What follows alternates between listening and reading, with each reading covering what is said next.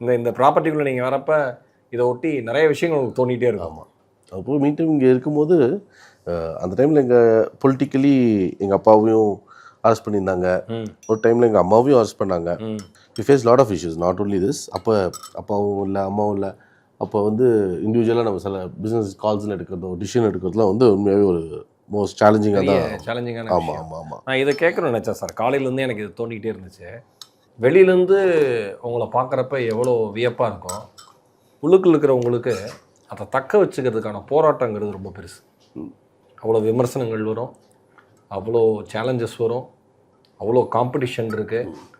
ஒரு சமயத்தில் அம்மா அப்பா கூட இல்லை, தனியாக கால் எடுக்கணுங்கிற முடிவு.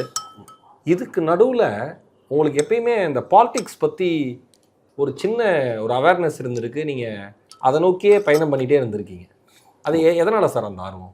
சின்ன வயசுலேருந்து நம்ம ஃபாரின் போகும்போது ஒரு கம்பேரிசன் இருக்கும். ஏன் நம்ம ஊரையும் ஏன் சிங்கப்பூர் மாதிரி பார்க்கக்கூடாது, ஏன் நம்ம ஊர் துபாய் மாதிரி ஆகக்கூடாது, ஏன் நம்ம ஊர் ஹாங்காங் மாதிரி இருக்கக்கூடாது. ஏன்னா நான் மிடில் செக்ஸ் யூனிவர்சிட்டியில் படித்தேன்.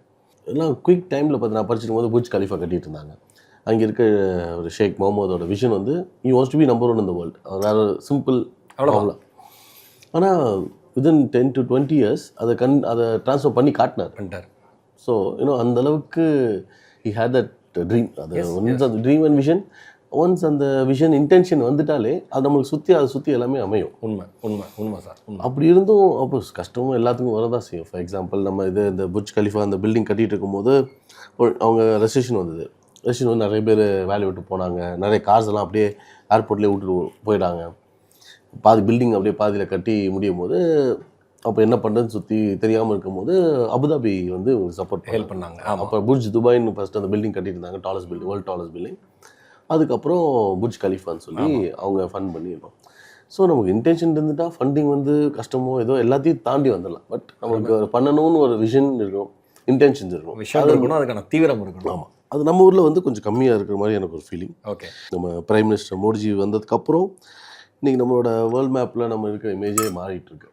ஸோ இன்றைக்கி பார்த்திங்கன்னா மேக் இன் இண்டியான்னு பண்ணுறோம்.